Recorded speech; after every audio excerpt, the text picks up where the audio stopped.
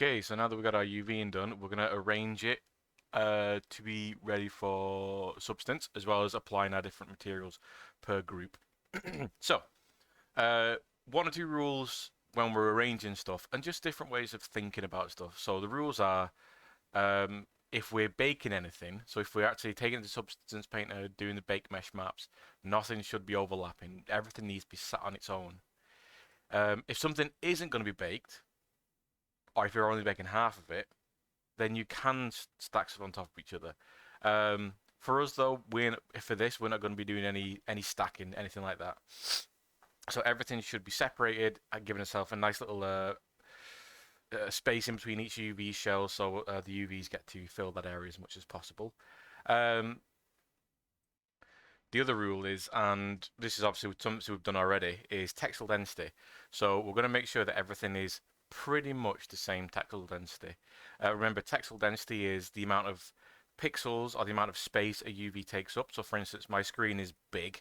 You can tell that because with the checkerboard turned on, the checker is actually very small. Whereas compared to, say, the battery, for instance, the battery is not as big. It's smaller because the checkerboard is bigger. So the bigger the checkerboard, the bigger the squares, the smaller the UV. The smaller the checkerboard, the bigger the UV. So we want to make sure everything is round about the same scale. It's not going to be absolutely perfect because to get everything absolutely kind of jammed in and kind of packed together efficiently, we might have to scale stuff up and down ever so slightly. But we're going to be talking about that as we get to it. You might also have a look around and see if at this point, before you start packing stuff together, if there's anything you could do. With the checkerboard on, I can see that I've got a few bits of stretch in here. I might just look into, just looking around to see if I can see any, not necessarily scaling issues. So I can definitely see that this grip area here is bigger than this handle here. What I'm talking about is smearing of cubes. So if these are not square, obviously in the corner, I need to find those and see if I can rectify that issue. So what I'm going to do is go around and just try and fix that up. So that's going to be an easy one. That one just seems like this area here has been a little bit stretched. So I'm just going to select all these in UV mode.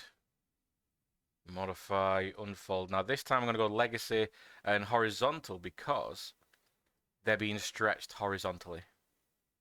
So I'm going to change that to horizontal. There you go. Boom.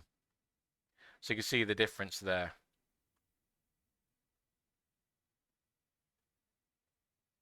See how the update. So I'm going to go through and do that for each one of the other sections of battery. Just like that. Perfect.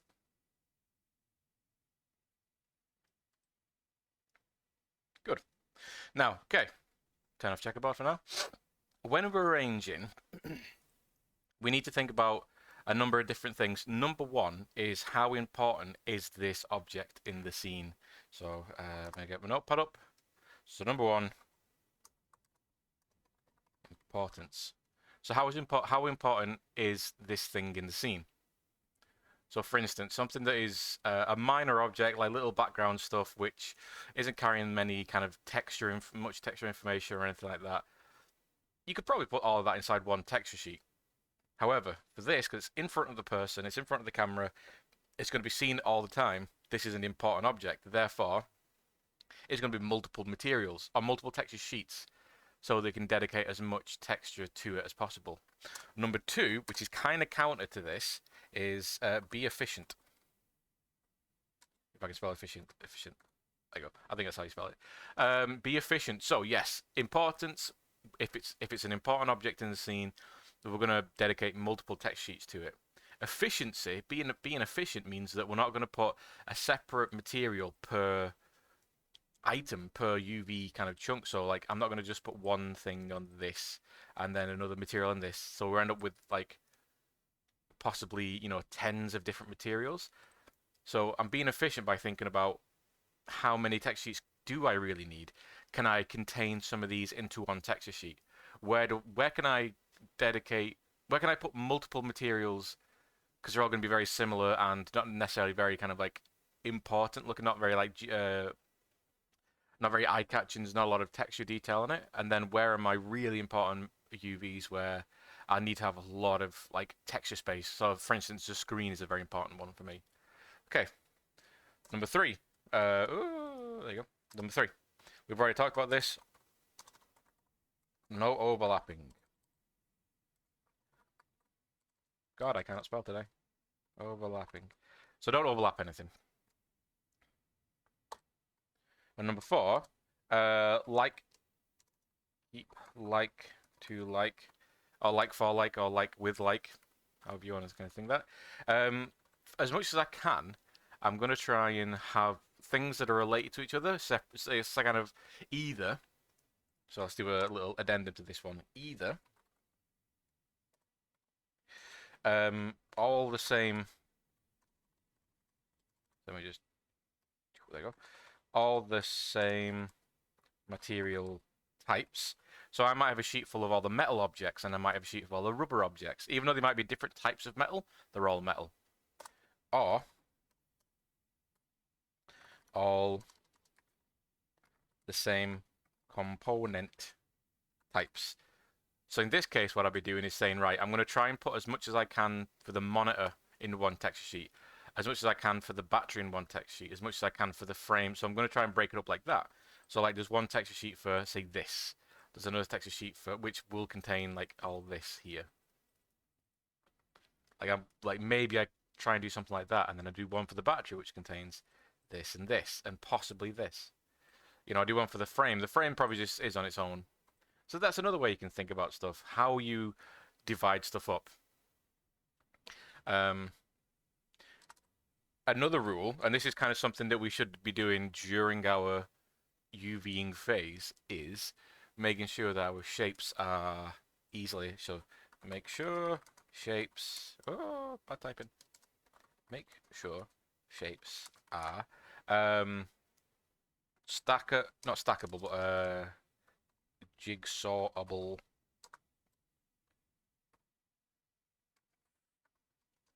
Bitable. So make sure that I've not got any really weird shapes, any bendy shapes, any kind of like weird kind of T shapes that are going to be cutting up my kind of UV space as much as I can. If you notice, a lot of my UVs are either tall in one direction or they're long in one direction. For instance, my battery here, to save myself having like a big bit kind of sticking up here, I've cut it at the back. So if we just isolate off for the battery for now, there we go.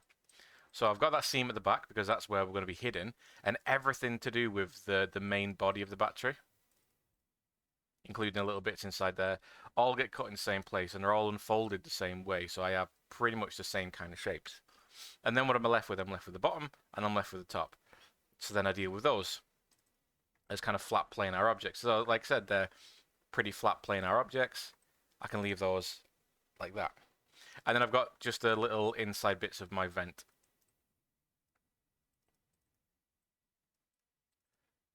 So I can bring them all together. So you can see that this is pretty much a nice rectangle.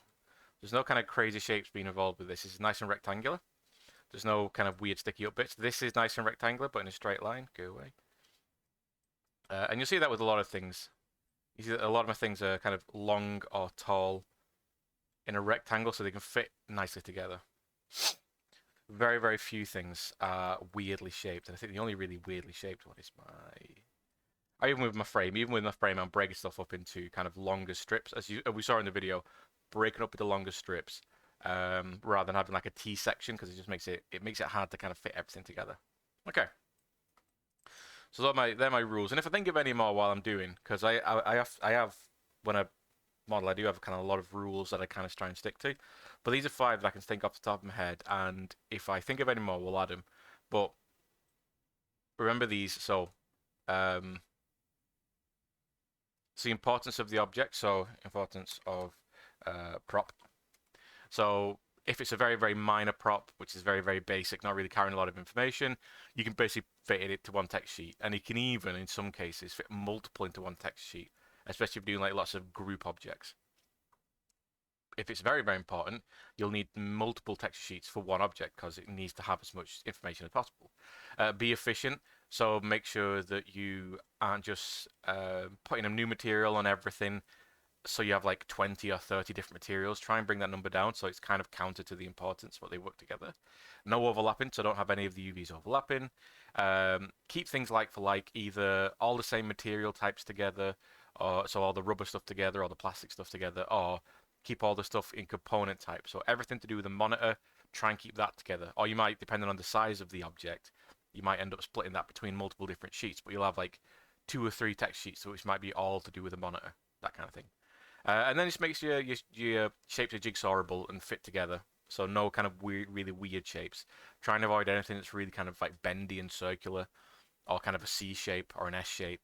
Try and avoid anything which is like a rectangle with a stick pointing out of it, because then that stick's going to cut your space above it or below it in half and kind of make stuff a little bit awkward to fit together. Cool. I'm going to leave that up there. All right. So number one, what I'm going to do is everything's very, very split up. So what I'm going to do is just bring everything together before I start. Again, maybe scale some stuff up and down. So there's over here, some over here. And what I'm going to do first is so with this arranging and kind of like making my UV sheets, I might do this in stages, because I won't know exactly how to do this right from the beginning. I'm going to have to go through a little bit and go, okay, is this working? Do I need to actually divide stuff up even more, or can I kind of bring multiple things, kind of bring other things into the sheet? And how I'm going to do that is start off with what I call a hero UV. So one UV where I'm like, okay, this is the size of this UV, and I'm going to scale everything to this and see how I can arrange that while sticking to my rules. Okay, so bring everything like that. Oh, you guys. And scaling up stuff up and down at this stage doesn't really matter, because it's going to be all textile density anyway. So what I'm going to do is grab my monitor, or my screen I should say, and I'm going to fit that to a UV grid. So I'm going to normalize that to the UV grid here. So modify, normalize, but in the option box, I want to make sure that keep image width height ratios turned on, because notice how it's not, well, at least in mine, it's not a square, it's a slight rectangular shape. I want to make sure that I preserve that, because if I don't, it gets fit to a square, which means my texture is going to be all squashed later on. So preserve aspect ratio, scale that up, boom, perfect. So that, I'm going to grab the textile density off of this, and I'm going to start applying it to groups at a time, and then start seeing how things fit together. I'm going to go for my biggest components first, and then go down in complexity. I'll probably move to my frame first, and then my monitor and that kind of thing. But something I'm also going to do really early on, to save me some stress later on, is in my transform menu on the right here. Remember, if you don't see this UV tool menu, just go to tools, and then you'll have show UV toolkit. There you go. So inside transform, I'm going to come down to where it says move, and in this kind of like little D-pad looking area here, I'm just going to input 1. And what that basically does is, with something selected, it'll move an entire UDIM in whatever direction I press these buttons in. Because when I'm done with stacking stuff together, I'm going to move it out of the way. But I don't just want to willy-nilly move it out of the way. I actually want to move it in a full unit. Because when I'm doing all my UVs, what I'm going to have is every UV kind of in its own little space at first, and then I'm going to stack everything on top of each other when I've got all materials set up. So okay, that's my monitor, or my screen is done. So let's get the textile density from that. So in transform at the bottom, get textile density. Okay, it's 24.29. And let's just see how it reacts to the handle. So I'm going to grab all the components for the handle. Yep. I'm going to grab all you. Apply that textile density. Oh, okay. So this is where I start to think about stuff really closely. I'm going to really, really think about stuff. I can already tell that my textile density is far too big. So then I've got to come back to my little rules here, and I've got to think about the importance. And in this case, I'm not thinking about the importance of the prop. I'm thinking about the importance of the bit. And this is why I'm keeping my screen as a separate object. My screen is going to need to have really nice, clear textures. Therefore, it's probably going to be bigger than than everything else. You know, there's no way I can start applying that textile density for everything else. If anything, I need like half or even a third of this size. So I'm going to think about importance again. I'm going to think about this. I'm going to look at, okay, this is far too big compared to this. I need to put this with multiple different objects. Okay, so my screen's going to be really important. Therefore, this is going to have a much larger textile density than anything else. Because the screen is going to have motion graphics, it's going to have really nice crisp textures. So what I need to do now is start thinking, okay, let's actually start bringing stuff in. If I've got essentially 24.3 as my textile density, if I go to half of that, 12.15, and apply that to my object, I'm literally going to half the size of my object now.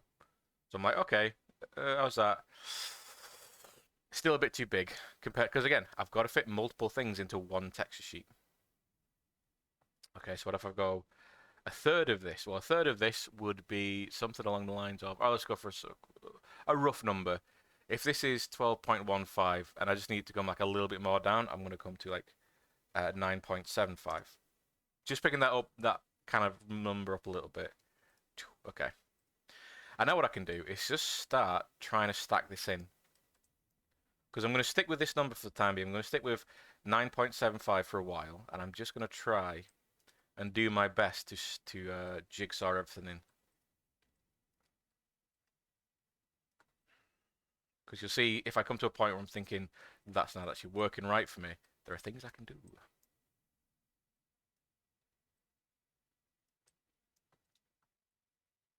Okay, so. And I'm holding X. I'm also holding X just to kind of snap these into the grid while I'm moving them to kind of be a little bit neater. Now this is just a little bit too wide, so I'm just going to normalize this in.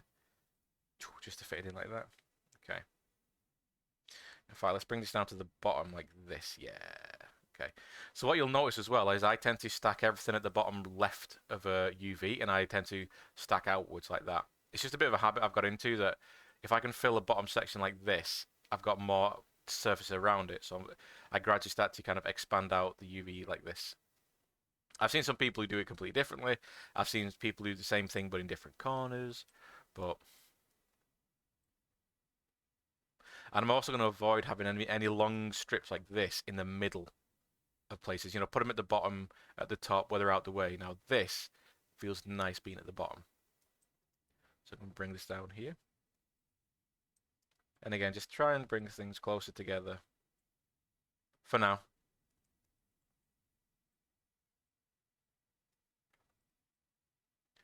Save. And again, you want to be constantly saving with this. Every couple of minutes, just do a save. Okay, so that's a bit done. Okay, cool. While I'm here, I'm kind of in the frame area. So what else is in the frame? Well, we've got these little nuts here. So what I'm going to do is actually deal with these components. Okay, so I'm going to bring these down. Again, apply that 9.75.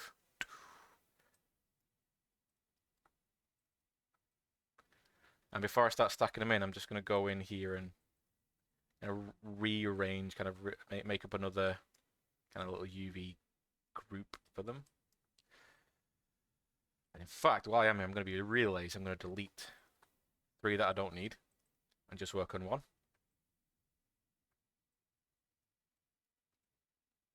Can I fit you in the middle there? Yes, I can. There, I'm utilizing that little hole in the middle. With an extra space. Okay.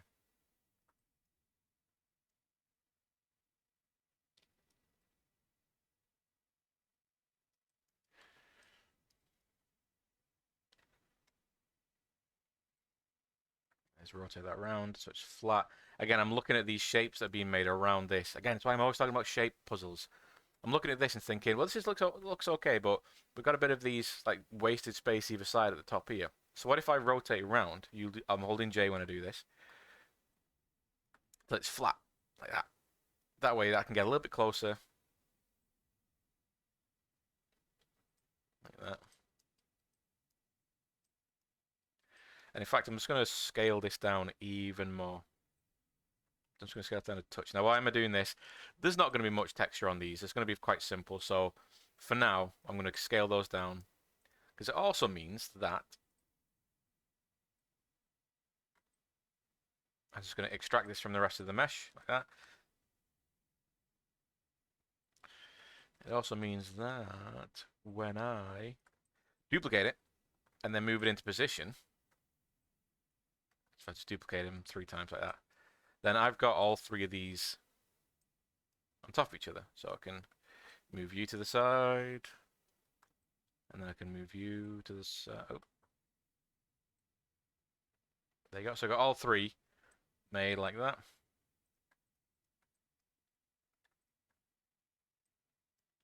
I could even do a bit of a. For now, I'm going to leave it like this because I could even do a bit of a better arranging job with this. So now all I got to do is do the old thing like I did before, just.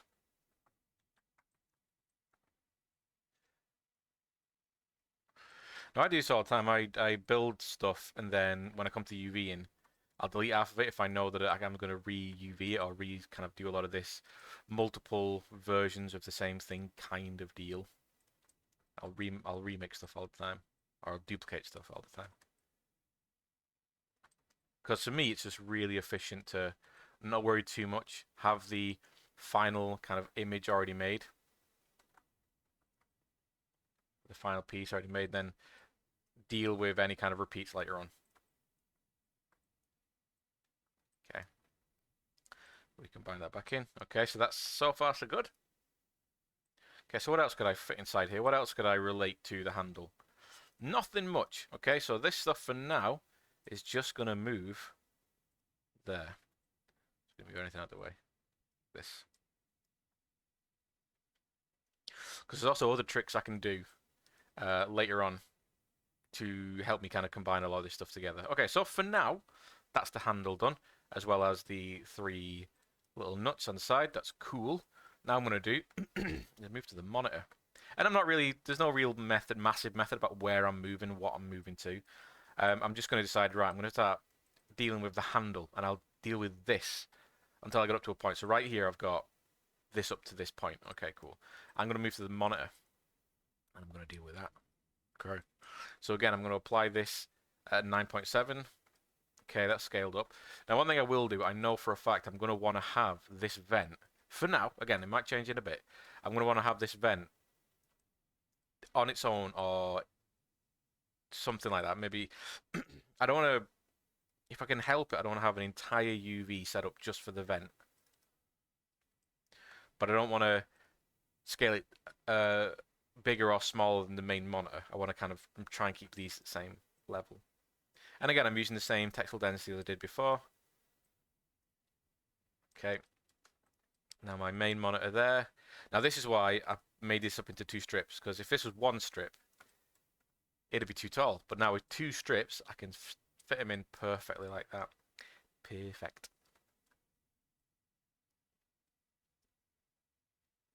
And then I can grab this, which is this is the inside of the monitor frame here. I can just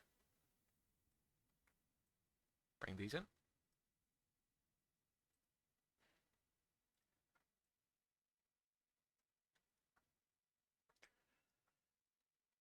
That one.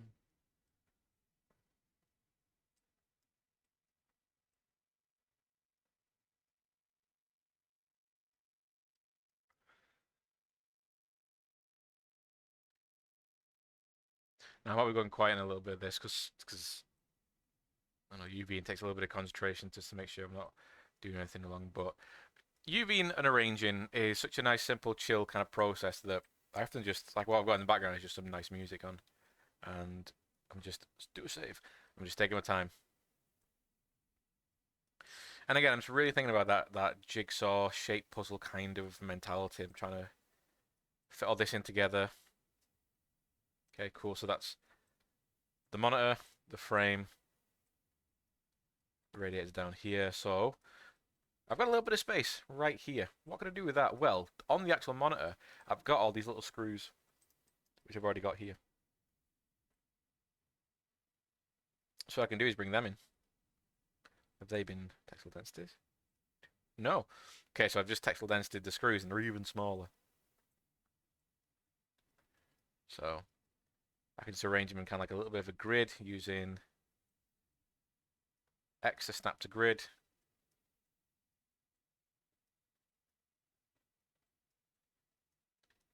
Nice neat little layout there, and I can bring those in.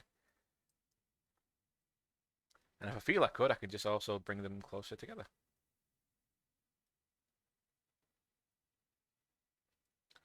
Now you belong together with that. Okay, there we go.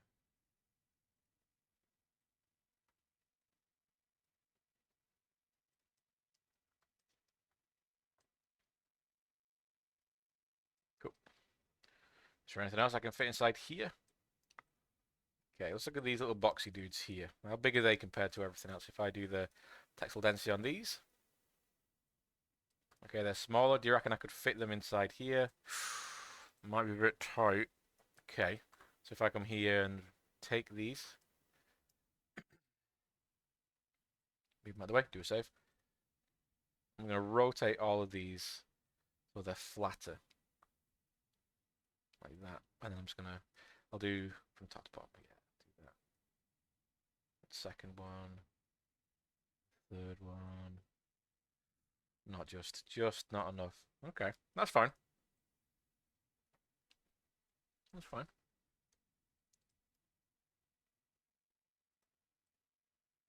You know, it's most important that for now is my textile density is good. Because what I'm already seeing is that I'll probably need to actually scale these down even more to fit multiple things in one sheet. And then texture at a nice high resolution. So for now, this just overhanging like this is fine. Grab all these. Just gonna bring it there. Because yeah, I think I might fit the monitor, then all the bits inside one text sheet. And I won't know how to really fit that in yet. Okay, so sticking with the monitor, what else have we got? We've got the little thing at the side here. We got you. Okay, so let's grab all points of view. And let's tackle density. Boom. Nice and small.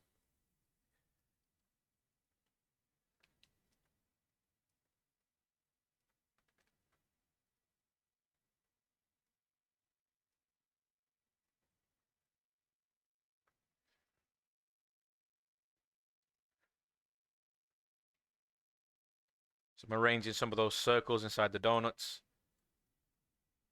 Again, jigsawing stuff in together so it's nice and compact. Now if I bring this over, I'm just going to start a new text sheet here next to it.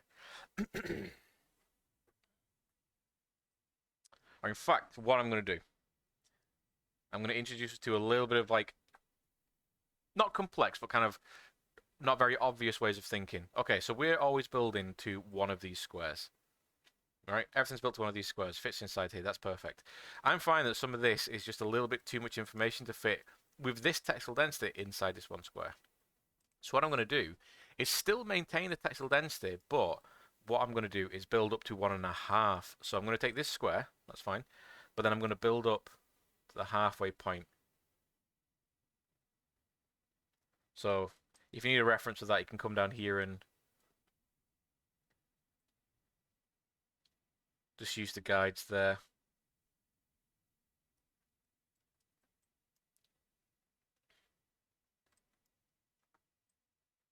So let me just try to explain what I'm doing.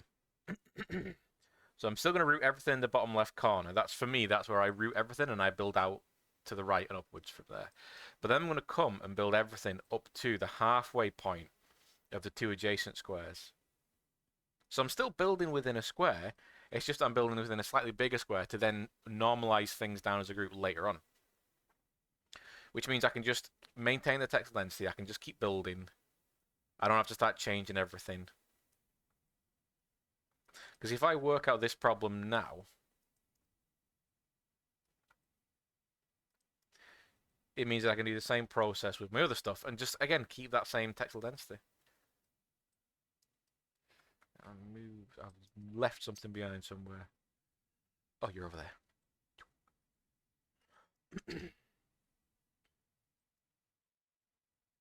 So yeah, again, you'll never hit a perfect UV layout straight from the get-go. You'll always kind of be like, oh, everything's too big. I need to make everything a bit smaller, or everything's too small. I need to fill up more space. especially what I'm doing here, I'm realizing I'm kind of discovering that things need to be a bit bigger. So I split up, and I'm trying to be efficient with this, so I don't want to split up between loads of different text sheets. I don't know how many text sheets I'm going to use. Possibly 4, maybe 5, but we'll see. And all I'm going to do is make sure that I'm not going anywhere past the halfway point. Because remember, this is basically 10 blocks by 10 blocks, each one of these little squares, these UDIM areas. So I'm just going to go 15 blocks by 15 blocks, essentially. Okay.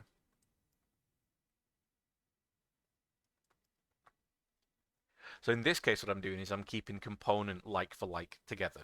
So everything to do with the monitor, I'm going to keep together. Even though there are rubbers, metals, and different types of metals and plastics in this one area, I'm keeping all component things together. Okay, so I know from here, I've done 2, I can come up to here. So I've got a little bit of extra space coming at the side. Okay, what else needs doing in this? Oh, I could actually... where are they? Yep, I've left those behind as well. So my screws,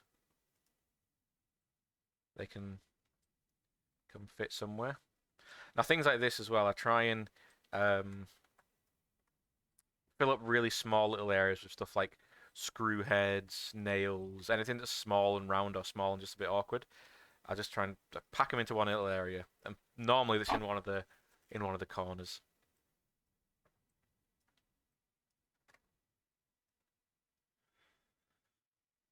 Do this. Do this. Okay, for now that's okay. Because then I've got... Okay, that brings me out this point here. Oops. These 2 UVs are all the way up to the far right of where I can go. Okay, so that's all that bit. Let's check the textile density. Looking nice. That's what we've got. Right, we've got the little thing on the side, and I might even try and put the wire in this one.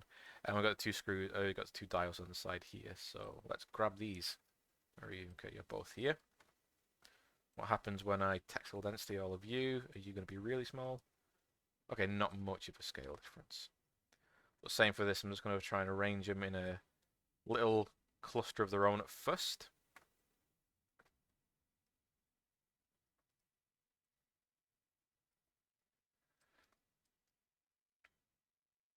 Now, you might be thinking, well, if these are going to be the same, why don't you just stack them or just have one or anything like that? Because this is a hero prop, I'm going to put the different qualities, different information on each one of them. Not wildly different, but enough that they makes them unique from one to one, from one to the other. So like maybe one's got that's used more, it's got a bit more wear and tear in it. Maybe the other one's got a few scratches on it and stuff. Okay, let's try and home for these. Okay, so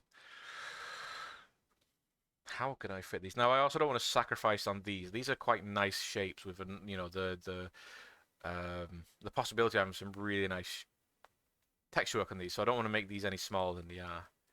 So what I'm going to do is might move these up here, rotate them around.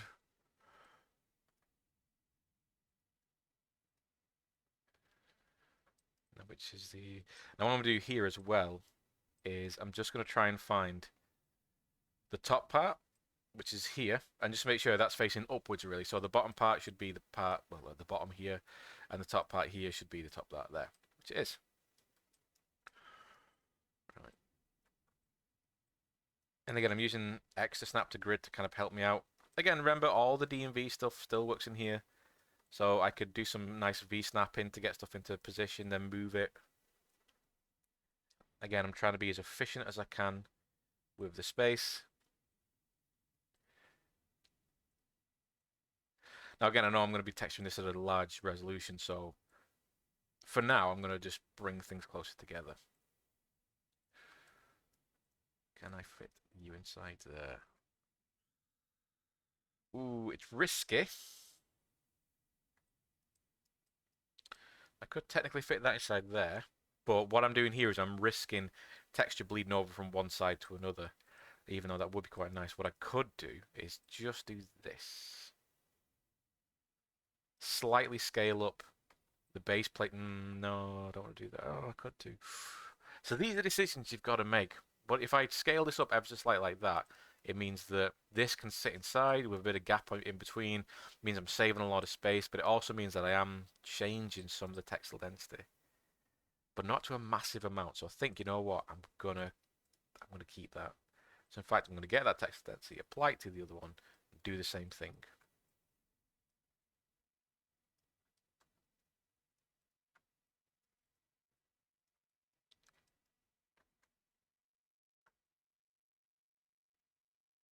There you go, and then bring back that 9 point density.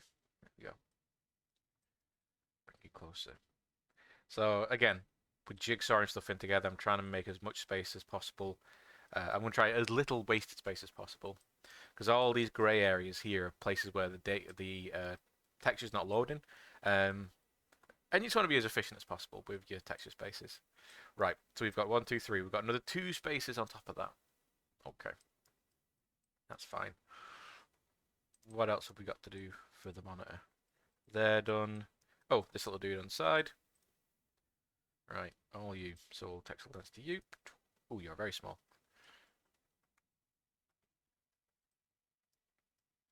But you're going to fit in quite nicely, I think.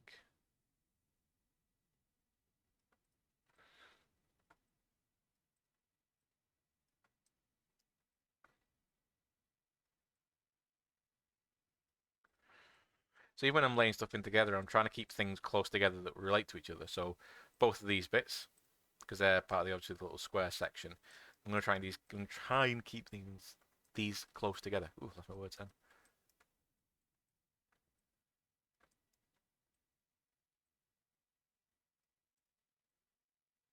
Okay.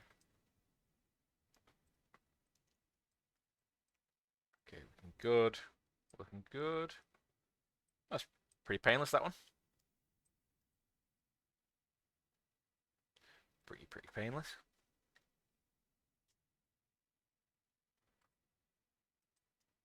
So we've got the screws, we've got that. Ooh, do you reckon we could fit this in?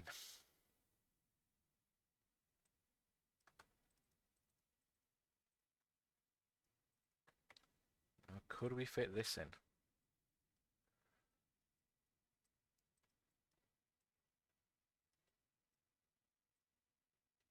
Possibly.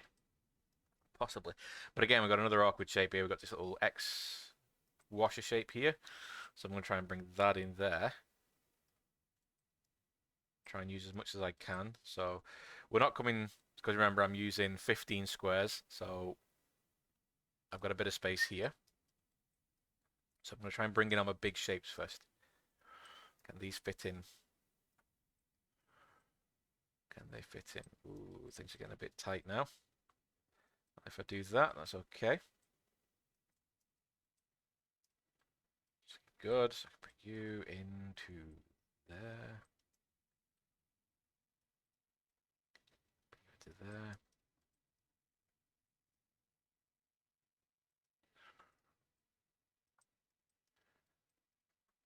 That's just going to fit in there. So I'm literally just jigsawing stuff into place. I'm trying to see where my gaps are. If I lay in all the bigger shapes first, then the smaller shapes can fit inside the kind of shapes that start appearing, all these small little negative spaces. So for instance, these little guys here, they can go somewhere, but actually, I'll stick to these two first. Where could these two go? Okay, so now I can only come up to in line with these area here, but I should be able to just flip you around and bring you in. And then you are there. Can I fit you in as well? Can I do a bit of this? So this longer piece, if I bring that closer in there, can I fit this in? Yes, I can.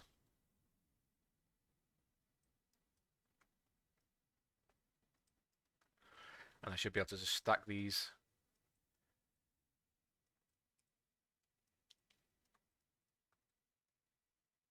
next to each other like this. So good. There we go. Okay, so we've still got a bit of space there. I'm trying to leave this very, very top square edge kind of section here that I've got highlighted there. Trying to leave that alone for now, because I've got plans for that.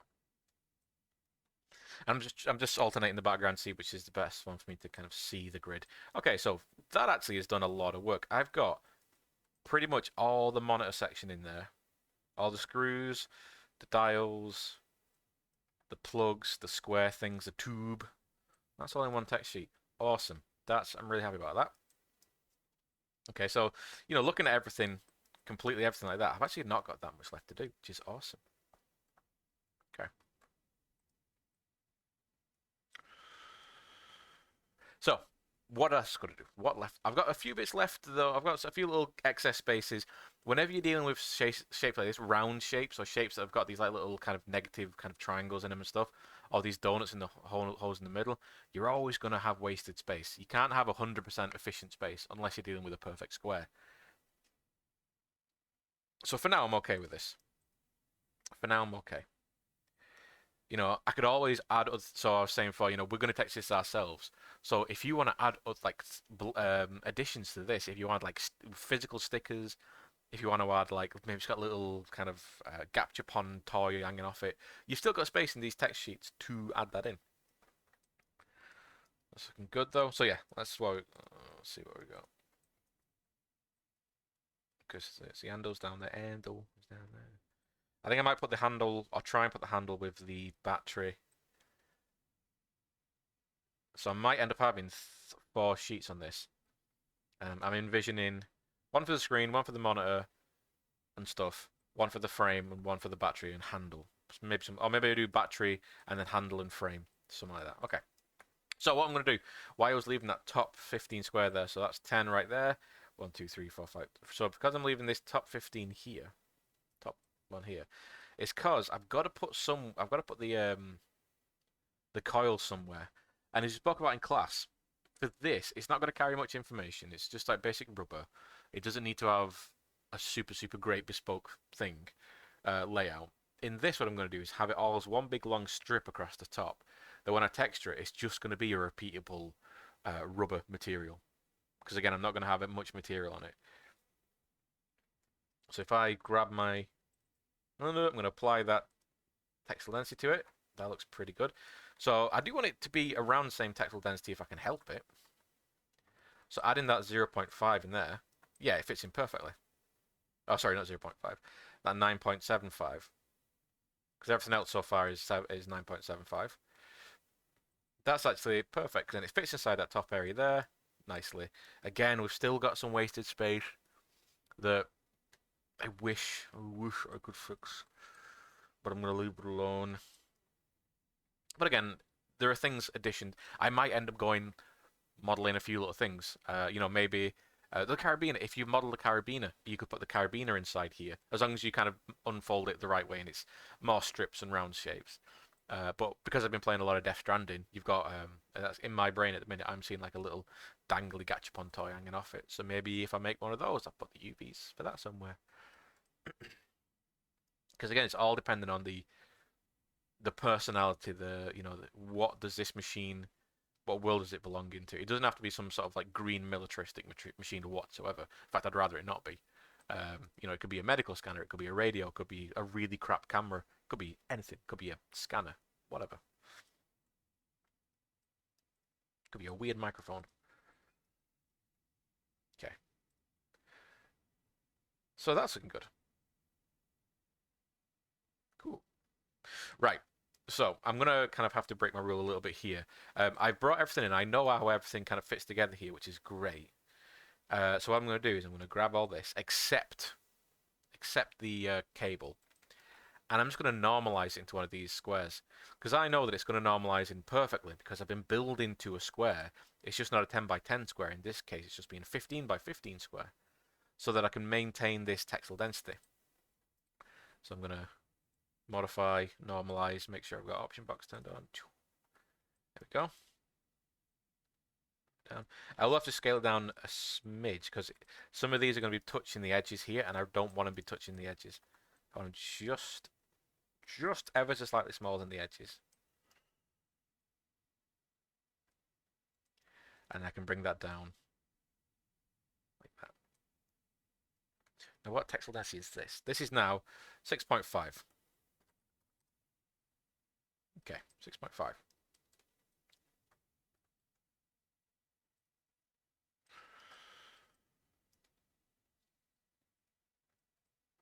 So this is now 6.5. So what if I go and grab the handle section and apply this 6.5 to that? Then we're getting a lot more space. So you can see how I'm doing things in these kind of waves. You might be thinking, oh, why don't you do all that at the same time? Why don't you do all these textile density at the same scale at the same time? Why do you have to, or why are you, not have to, but why are you making everything bigger than it should be and before you scale that? Because what I'm doing is I'm just keeping with the same textile density, giving myself a limit, so in that case building to that 15 by 15 square, and then scaling down. Because then I can take that textile density ratio, apply it to everything else, and then start using that to build on. Because again, you're never going to, essentially what I'm doing is sketching in. I'm sketching the UVs in, so I'm never going to hit a perfect UV scale right from the get-go. Or a perfect UV layout right from the get-go.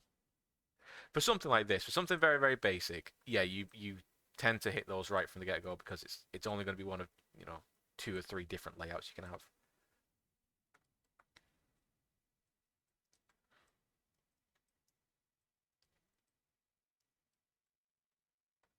I think for now, let's just move these off the grid to there.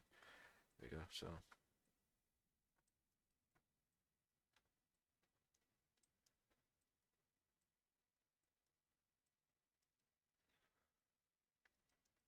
what have I really done here? What tools have I really used? I've not used any kind of crazy tools. Normalize I've used, and I've used textile density. But other than that, all I'm doing is literally moving things around to do a save, and just jigsawing them in. No big, massive kind of technical thing. Quite a nice, simple process. A lot of it is just down to trying to, again, jigsaw stuff in, try and find a way that things can fit together nicely and efficiently. And again, that's why I keep talking about shape-based puzzles. If you do things like The Witness or Tetris or whatever a lot, you'll inherently get to see over time. You'll get to kind of get used to jigsawing stuff in. Even stuff like merge games or it's like the 2048 game, which is where you have numbers that you basically merge together to end up to try and get up to 2048. It's like a Power of Two game. But doing stuff like that just helps me see stuff a lot more. Cool. Okay, that's my handle. Is that right? Okay. So I'm going to start building into my handle. So let me just grab all this again. I'm just going to move it away to its own little zone. There you go. So if I build over here, I'm not going to be accidentally sitting on top of anything. Okay. Radiator is still there on its own. I'm going to come back to the radiator. It's probably something I can do with the radiator a bit more efficiently. Or maybe not. Because even if things aren't necessarily... If I scale this up to be normalized, like this... So yeah, okay, let's talk about this now before we start moving on. This textile density, for instance, is... This one here is 6.5. This one here is nearly 12. Okay, so this is almost double the size of this. Okay. What happens if I texture this at 4096 and I texture this at 2048? That's double, or that's half the size. But this is double the size as a UV. Which means I'll have roughly the same amount of pixels dedicated to each of them. It's just this one will be the 4096 one because it's bigger. It has more stuff on it. Where this one is just this one object.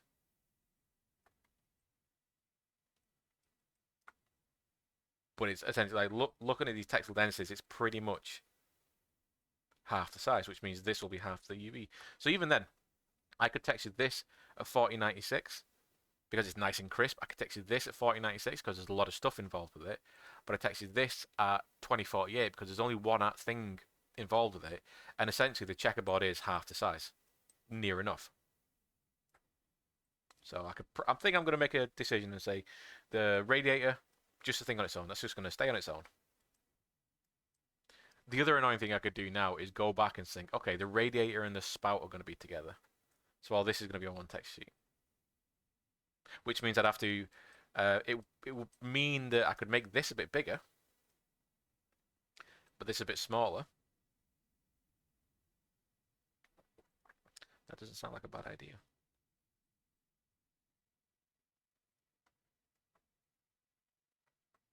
Because now if I move away the spout away from everything, and even the screws related to the spout, that frees up a bunch of space, which means I can actually scale a lot of this stuff up. It means I have to re-jigsaw everything together. I basically have to go through the whole process all over again. Sun's in my eyes. I have to go through the whole process again by scaling up and get the textile densities and stuff. But it means that I can have a much better layout. So in fact, I'm going to do that, but I'm going to do that off screen and just show you what I've done. Basically, all I would do then is just do the whole. So if I'm losing space with that, I'm going to look at this, and instead of going above, so where I was going a 15 by 15 block of squares before, this one I might think, okay, this is coming up to 9 by 9. If I try and fit everything into a 9 by 9, so try and get everything to cushion to here.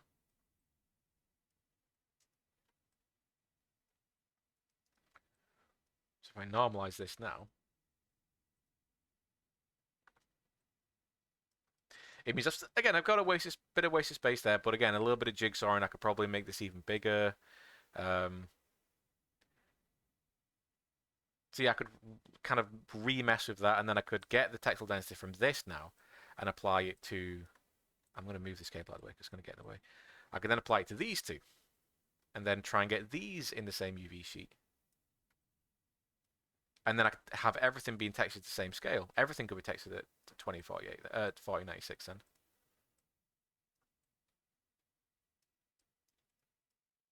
So just like with modeling, UVing arranging UVs is sometimes is often filled with like, oh, I've done a thing, but I feel like I could do a better job. Therefore, I'm going to go back and like redo parts of it because that's just what we do. It's all about being efficient.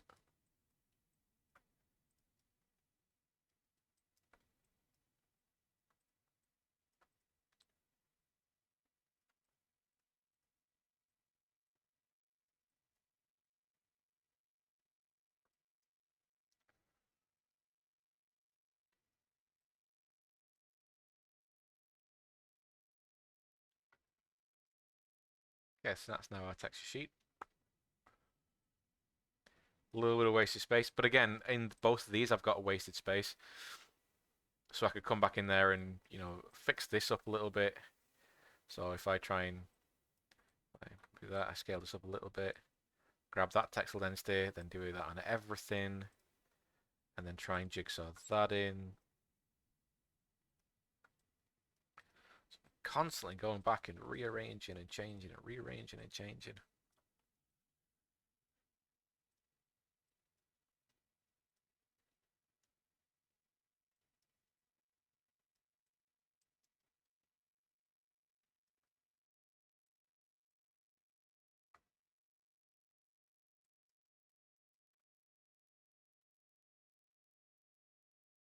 Something like that. Okay, so for now I'm going to leave like that.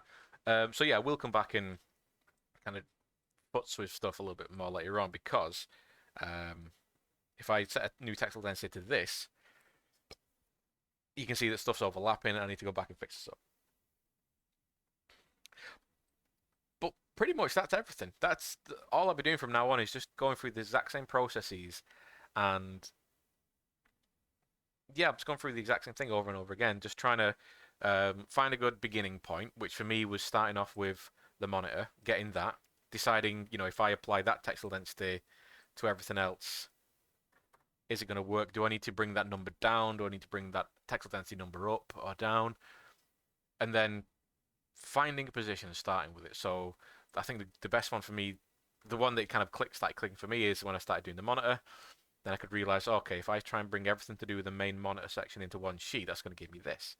Okay, well then what I got left over which I had the spout on at first as well. So with the spout and the main monitor, what I had left, I had my radiator. Oh well, if I try and take my radiator and put it with my main my spout and put it with my radiator, that'll free up a little bit more space on this, which means I can make this a bit bigger. So there's a constant back and forth. Um, and yeah, it's just about being, jigsawing in, trying to be as efficient with your space as possible. And this will take a while as well. This will take a while, but it is one of the most stressless parts of it because, again, I'm not I without tooting my own horn, I'm not gonna be expecting people to be as good at UVing than I am. I would say I'm a very very good at I'm very very good at UVing. I think I'm very very good at arranging stuff because I've been doing it for a long time, and it's something that I care about a lot. So my UVs is something that I spend a lot of time over because I want to make sure that my textures have the best, like the best ratios that they can have. Make sure I'm using as much of the space as I can do.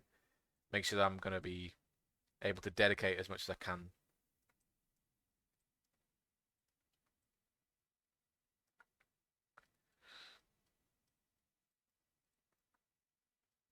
So you can see there, I've got a little bit of space just on the outside, so I can just try and arrange some of this stuff in. See if I grab that.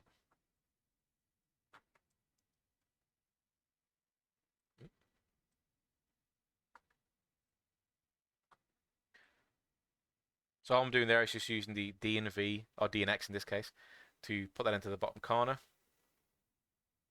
And then scale up. And again, it's why I tend to build from the left and from a corner outwards. It's because everything can be then scaled from that corner.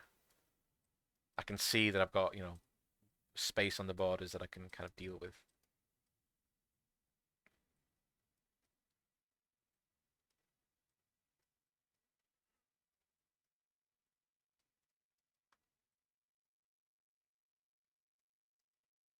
Okay. I'm gonna leave it like that for the time being. That was okay to me. Cool. So yeah, the rest of this, I'm gonna pause and come off screen and do it, and then come back and show you what I've done and talk you through how I've done it. But a lot of what's left is just doing the exact same thing, getting the textile density off my hero piece, which in this case is like a part of my main monitor. So 7.6. Okay, so I'm dealing with 7.6 as a ratio. Is that 7.6? Yeah, 7.6. And then applying that to everything else and seeing how that jigsaw's in together. Now, at this point, because I've done a majority of the UV and this is all sticking together, I shouldn't need to do much with anything else. And if anything, I might have to do something just a little bit different with my battery, but everything should be really easy from now on. Okay, pause the video and come back. Yes, we are back. And everything is UV'd. So, I've decided to have the handle in its own UV, its own material. Only reason being, I spent a while trying to jigsaw it into other things, and it meant sacrificing too many pixels on one of them, not enough pixels on another. It left really weird, awkward, kind of open spaces on other things, and I just decided to sack it off and to have its own UV sheet. But using something that we spoke about before, I was looking at the textile densities between, say, this and my frame. So my textile density for this is 11.5. So my textile density for this is 5.9. It's pretty much half again. So just like we talked about before, we're pretty much half. If I texture this at 4096, this is going to be textured at 2048. Because this is double the size, which means it needs half the amount of pixels. And all the textile densities are not necessarily perfect to each other, but it's they're close enough. So if you turn on a checkerboard, there's not a massive amount of difference throughout them. Obviously, the screen is different because obviously this is much more important. This needs a lot more kind of UV space, but everything else is fairly consistent. Obviously, everything around the monitor is the same. The frame and the monitor are very, very close. You can see some difference in the handle, but I'm okay with that. This isn't too different. The scale is not too different. And same for the battery for the frames, a little bit different, but again, it's not too different. So what I've got here, I've got 1, 2, 3, 4, 5. I got 5 different UV sheets. Nice. That's very, very cool. And how am I breaking this up? So let's actually see how I've broken this up. So I've got one for the monitor, plus bits, everything that's basically connected to the monitor. Oh, you were left behind. You should be over here. Okay, so something I discovered just then, just as I was looking over that then, I've discovered I forgot to take something from my UV sheet here over here. So I can find a space for you somewhere over here. And I'll be right with you.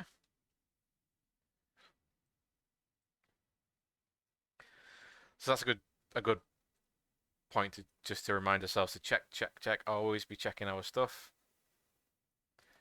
Never presume that it's all absolutely perfect. There we go.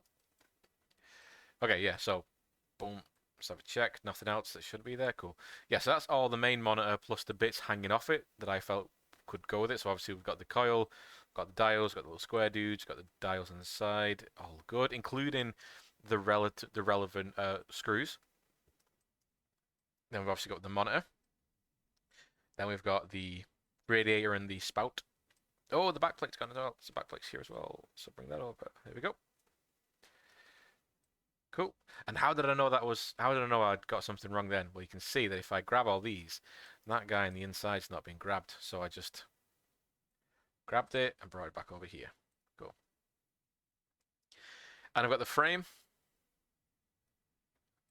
Got all the frame there, which is nice. And then I got the handle. And then I got the battery. There you go. So the battery's an interesting one as well because the way I unfolded it, I didn't have any kind of like big bits kind of sticking off. I basically had. It's a little bit like when we looked at doing like the barrel and the cylindrical stuff, where it's really easy to UV in because all it is do cylindrical projection and cut from the back and kind of unfold. Did the same jazz, and all I've done here is all the what I would call cylindrical sections. So all going around here, I just did a normalizing. So I normalized my main bit in, brought it down, and normalized that, normalized these. Then just brought these in, making sure that the textile density matched between each piece. And just brought these in, textile densited them, arranged them in. Yeah, it's not super pretty. I'm not a fan of this area here, but like I said, I'm a bit anal about my UVs. Cool. So that's all my sections actually done. All done and arranged. The video is like an hour, just over an hour, so you can see how quick this is. And again, this is me kind of taking my time going through and kind of taking it easy. So if I just arrange all my UVs in a nice little bit of a layout. There you go. Awesome. So do a save, one last save. And in fact, because I'm now quote unquote done with my UVing, I'm going to do a major save. So I'm actually going to go in, because all I've been doing while I've been UVing and doing my arrangement is just Control S-ing. But now I'm going to just do a major save, so make sure that it's saved too. So I have been accidentally saving over the same file there. TXTing. So I've just put that scanner02 underscore TXTing texturing. That's the little thing I might use to say, right, this is the save that was before texturing. Cool. Oh, anyway. Yeah. Big yawn. Cool. So now I know how many materials I need to go into Substance. So I've got 6 of them.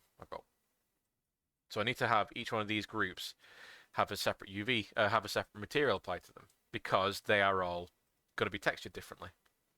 So this is where I can easily just go through and grab this UV shell, grab everything to do with this, hover over, go to.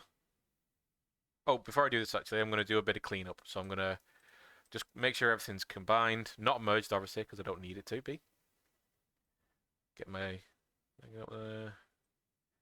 Just clear all the history. So delete all by type history. Like that.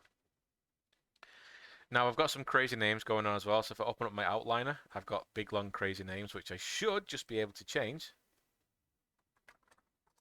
Cool. You might not need to know this, or this might not happen to you, but if you ever try and change a name in your outliner and it keeps going back to this root colon something something colon something something, it means you've got to do a little bit of stupid stuff. But that hasn't happened.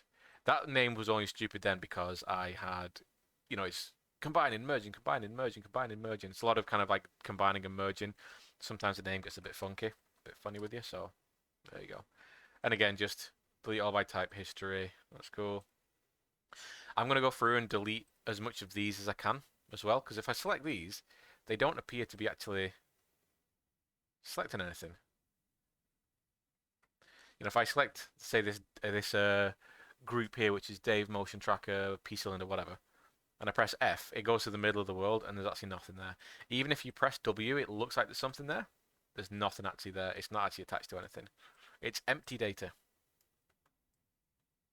Nothing's there. So what I can do is go around and just select each one of these, delete it, and if it really messes up my scene, I'll leave it alone. Okay, so that one's gone. That one's gone. That one's gone.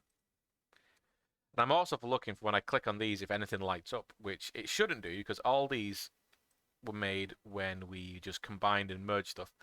And sometimes it doesn't get taken away when you do the delete all history. So you got to go through and manually delete stuff. Make sure there's no information on there. Nope. Let me just name this shape. There we go. So there you go. Boom. Everything's one combined object. That's good. So now if right, so yeah, I've just cleaned up my scene there in a little bit, make sure everything's nice and neat, no spurious, horrible data or anything like that. So now what I can go do is select big groups. So select this, my screen. I'm going to apply a material to that. So I'm going to apply assign favorite material, Lambert. It should bring this up at the side. I'm going to go into Lambert 2, and I'm going to name this screen. Because then this should carry over to substance, and I should have that as the name of my object. I'm going to call that, make that red. So now I've got my screen in there. When I bring it to substance, I should have one of my texture set lists be, or my texture sets be screen. So next one, move over, make sure I've got everything in this group, which I have, and then I can again hold down, right, do it over the actual object though in scene. There we go. So just to be safe, deselect, grab it all again. Hold right click, assign favorite material, Lambert. This is called radiator. Make this yellow. Next group is the frame. So grab all the frame section. Hover over the frame, hold down right click, assign favorite material, Lambert. Call this frame. Make it green.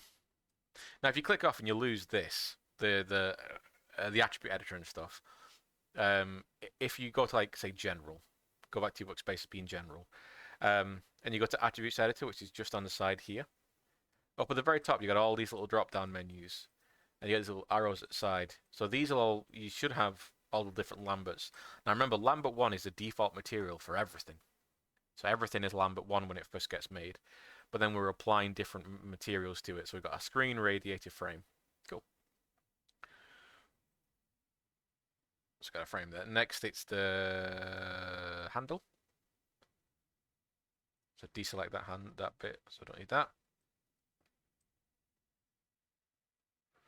Assign favorite material, but handle for folks. Blue. There you go.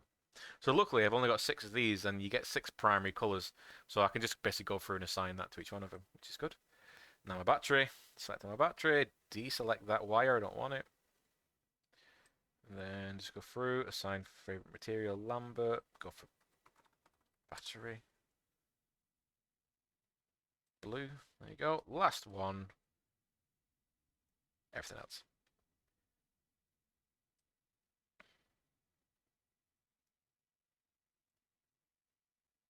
Purple, there we go. So now everything should have its own color assigned to it, which is good.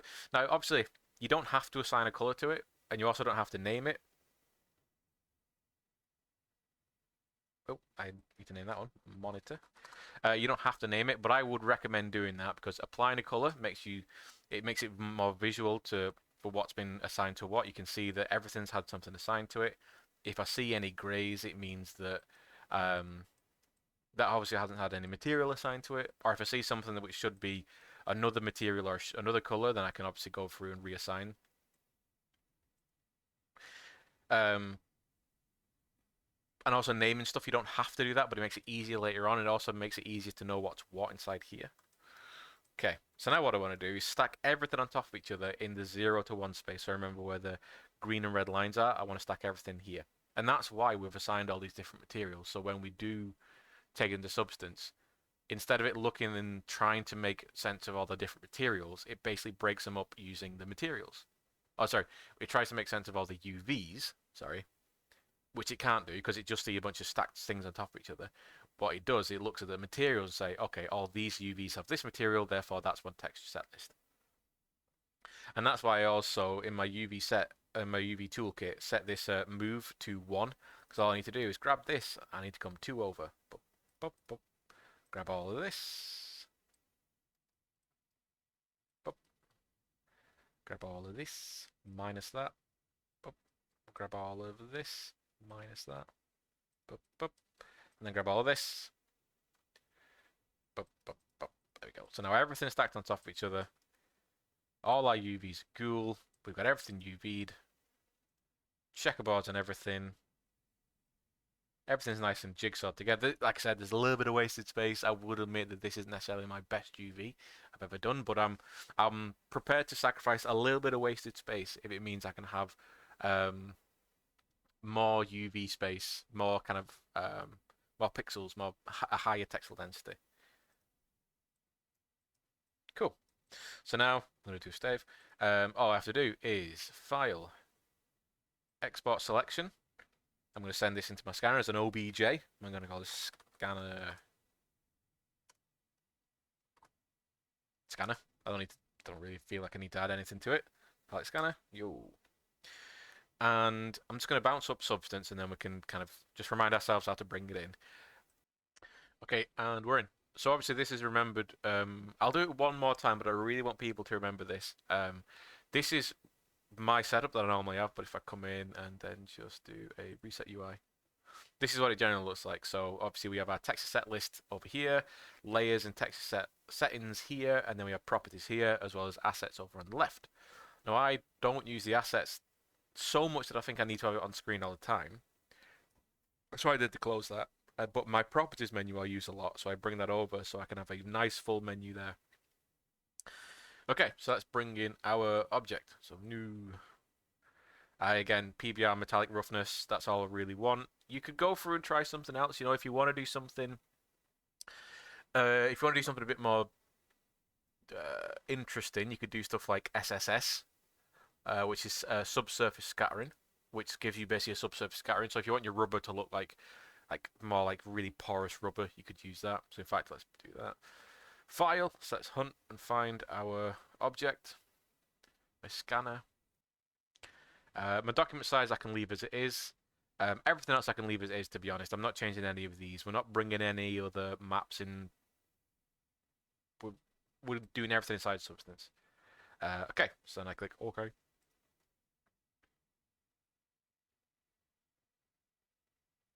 There we go. So annoyingly, it's not brought through the material names, but that's fine. I press F1 to go to. If I press F1, I can go to UV and 3D mode. I can basically say, okay, that's my screen. So I can double click that one, call it screen. What's this one? This is my radiator. So I'm doing this now, but I'm about to do something. I'm about to do some checking. So if anything, I should be renaming these after I've checked that there's no issues with the mesh or anything like that. But that's okay. It's fine. And let's type it down. Yeah, because if you name everything as soon as you bring it in, but then you find out there's something wrong with it, you have to rename stuff again. I don't think anything's going to be wrong with this, to be honest.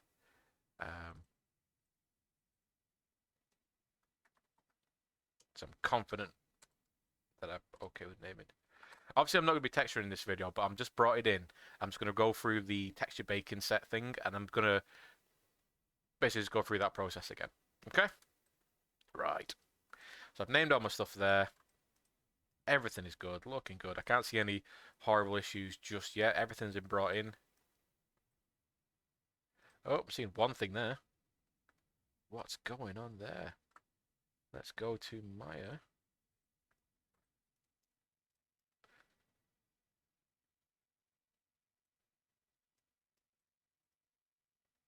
So yeah, so that's also a point where I can just go and check if I've got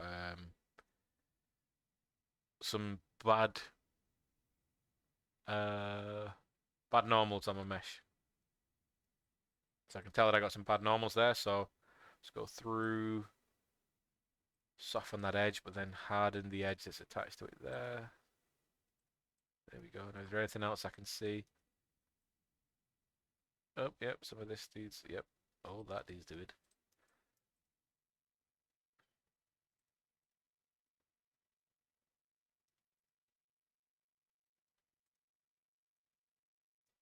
So it seems like some of these elements have been faceted. I need to go through and just basically harden edge or soften edge all the stuff like that.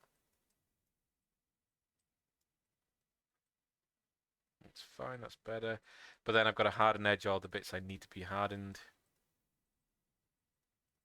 So we go through, harden edge, and you go through and do that. So, but we've done that before, so let's move on. So yeah, well, I'm making sure that before I do anything, I'm looking around to see if I've got any bad normals there. You can see that this area here is hardened, so I need to go through and soften. Everything needs to be softened and hardened. Everything needs to be hardened, just like we've done before. But everything else looks fine. Looks all good. Cool. So I've named everything. All good. So now I can do some texture baking. So let's do a quick check first. So let's do texture baking. Again, you'll have extra menus down here, and your menu will also be like a bit different from this, but the main information is still there. I'm gonna leave. I'm gonna put my output size to 1024. I'm gonna turn off ID because I don't need to ID map anything. We've not done an ID map. And for my in-timer common options, I'm going to turn my high poly parameters to use low poly mesh as high poly. Pardon me. And then I'm just going to click ambient and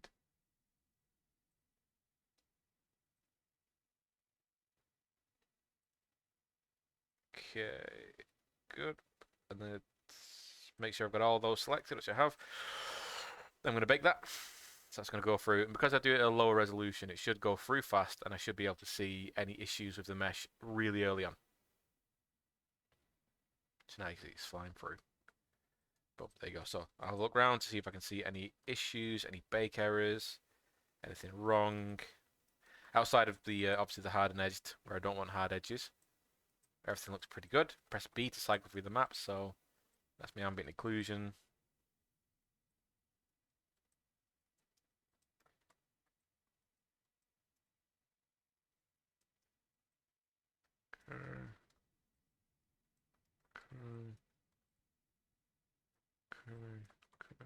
Good, good. So with no issues with the mesh, what I can do is then up the output resolution to as high as I want. So yeah, something like 8K is really nice. Remembering that no ID and in my common, just make sure use low polys, high polys turned on. And the other reason we're doing it high is such a high resolution or a high output size here is just so it gives us the maximum amount of detail, the maximum amount of controllability we can. Because currently with like a 1024, it's fine, but it's a little bit grainy. Now sometimes I've used a low resolution output intentionally in the past to get more of like a painterly feel to stuff, but you get issues with connecting surfaces and all sorts of jazz. So yeah, Bakemesh maps, output size, maxed out. Um, and the only thing, yeah, the only thing you have to turn on is in your high poly parameters, you turn off ID map, self occlusion always. In this case, I don't think always or only shape mesh name is kind of going to do anything, so just leave it as always. And that is it. And then yeah, you click bake mesh map. So I'm going to do that, and we're just going to kind of show you how that looks, and then that's the video. And we're back after that bake. So before I end this video and move on. What I'm going to do is just look for some of the things we need to kind of be aware of when we've done our bake and we're pressing B to look through the mesh maps. If we go to something like the curvature map, what we want to look for is in the corners, everything should be looking like this. Okay, so what I can look for is look around and go like, ooh, can I see any kind of issues? Can I see any bad corners? No, that's all looking good around there. You know, down here, that's looking good. The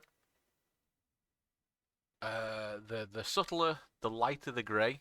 I say the darker the grey, well, the more towards neutral grey you get to, the less dramatic the curve is. The more white it becomes, the more dramatic that curve is.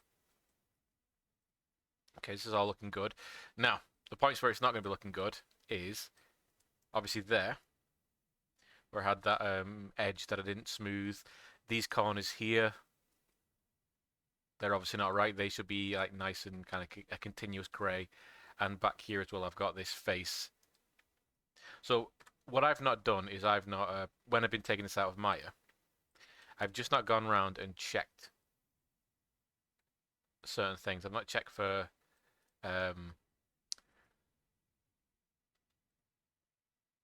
I've not gone through and done my smooth face and then harden edges that I want to harden. Some point at some point along the way, I've kind of hardened, or some of these faces have become hardened. So I need to go through and make sure I soften edge, which is just remember is just inside here. Generally, the best thing to do for this is there you go. Is just soften everything, soften edge everything like that, and then go hard in the edges, which are kind of acting a bit funny. Because so you can see that is definitely needing some work. But right here at the base of the tube, for instance, I need to harden this edge going around.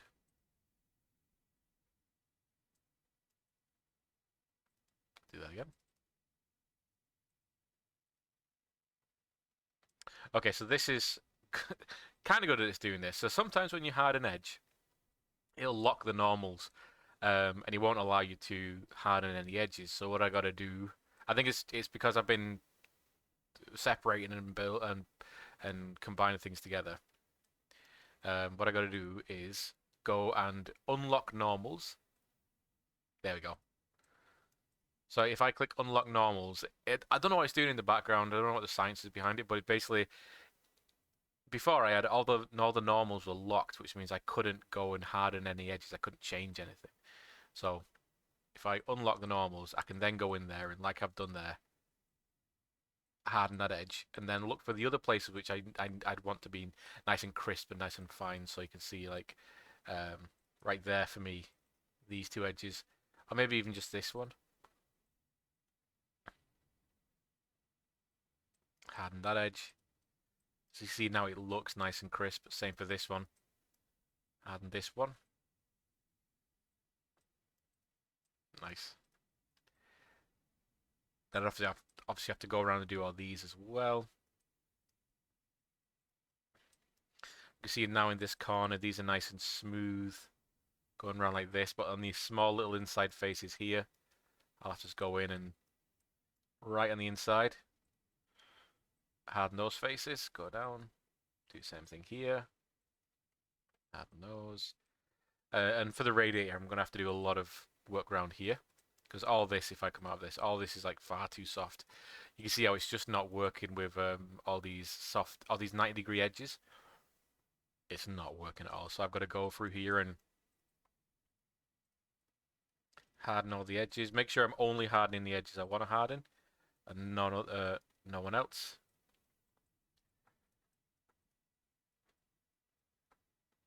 Like that. So this takes a bit of time, but it's why doing the quick bakes is good, because then you're looking for the problems, you're looking for the errors in the bake, and like I said, the curvature map's a good one to show some of these errors. And just go through in each one of them. You should be able to, if there are any bakes, you should be if there are any bake errors, you should be able to see them in a few of these, such as curvature, ambient occlusion. Because then all you got to do is look for what that problem area is, look for where it is on the UV, and then you might see something's overlapping or something's missing or whatever. Cool. So yeah, at this point, because I've noticed some issues, what I do is jump back into Maya, fix those issues, and then do the whole re-import again. And then again, do the bake mesh maps at a low resolution. When I see everything's okay, I do it at a high resolution. Okay, cool. That ends this.